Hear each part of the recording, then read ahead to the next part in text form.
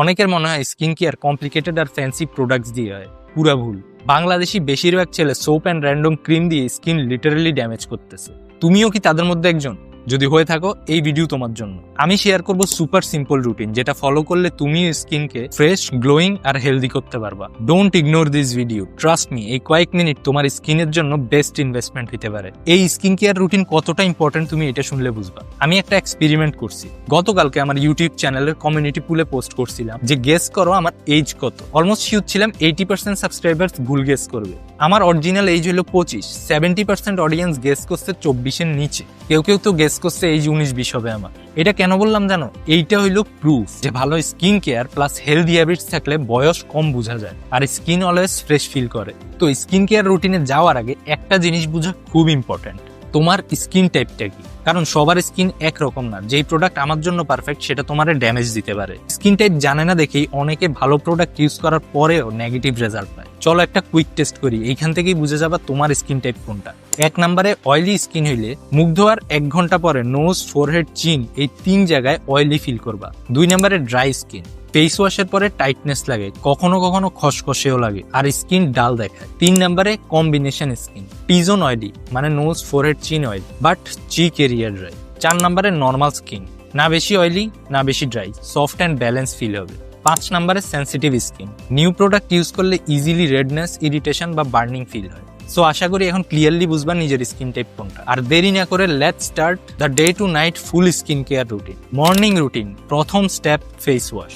যেমনটা বলছিলাম, বাংলাদেশি বেশিরভাগ ছেলে মুখ ধোয় সোপ দিয়ে।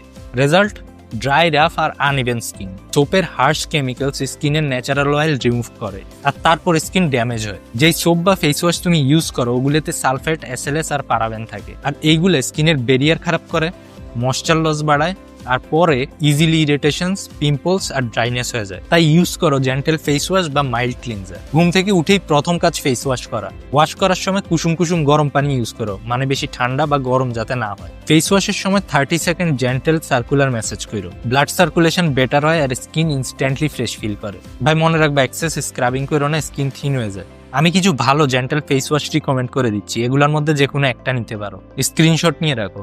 এই প্রথম স্টেপের মেইন গোল হইল তোমার ফেসের ন্যাচারাল অয়েল রিমুভ না করে ক্লিন প্লাস হাইড্রেটেড স্কিন রাখা। Then second step moisturizer and sunscreen use. একটা হিউজ মিস্টেক অনেকেই করে, ফেস ওয়াশের পরে ভাবে মুখ তো ক্লিন করলামই আর কিছু লাগবে না। এটা হইলে স্কিন কেয়ারের একটা সাইলেন্ট কিলার। কারণ ফেস ওয়াশ করার পরে স্কিনের ন্যাচারাল ময়েশ্চার একদম ওপেন হয়ে যায় আর যদি তুমি দ্রুত ময়েশ্চারাইজার না দাও এই হাইড্রেশন থাকবে না। আর এই কারণে মুখ ধোয়ার পরে অনেক সময় ফিল করো না স্কিন কেমন টাইট, ড্রাই আর ডাল লাগতেছে। তাই একটা লাইট ওয়েট, নন স্টিকি আর অয়েল ফ্রি ময়েশ্চারাইজার চুজ করো।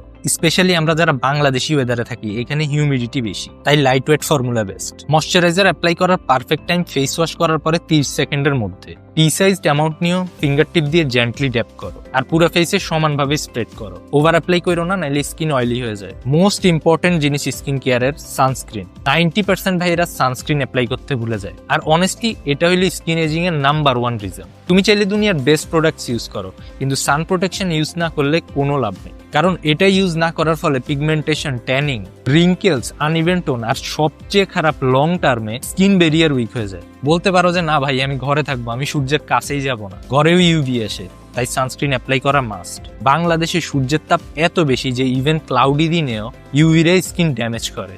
তোমার সানস্ক্রিন SPF 30+ হইতে হবে minimum. Light weight jail base sunscreen বাংলাদেশের ওয়েদারের জন্য পারফেক্ট হবে। যারা অয়েলি স্কিনের তারা ম্যাট ফিনিশ সানস্ক্রিন ট্রাই করতে পারো। সানস্ক্রিন দেওয়ার পরে বাইরে যদি 3 ঘন্টার বেশি থাকো তাহলে আবার রিঅ্যাপ্লাই করো। Step number 3 hydration.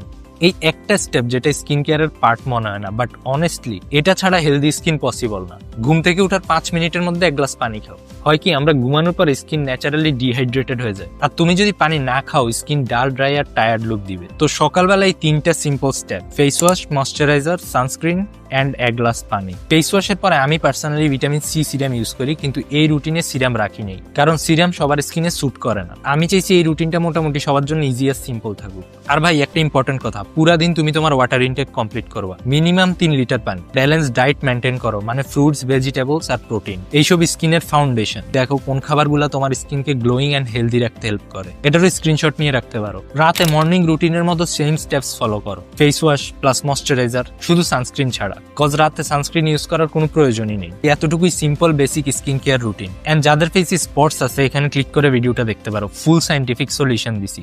Thanks for watching, love you, tata.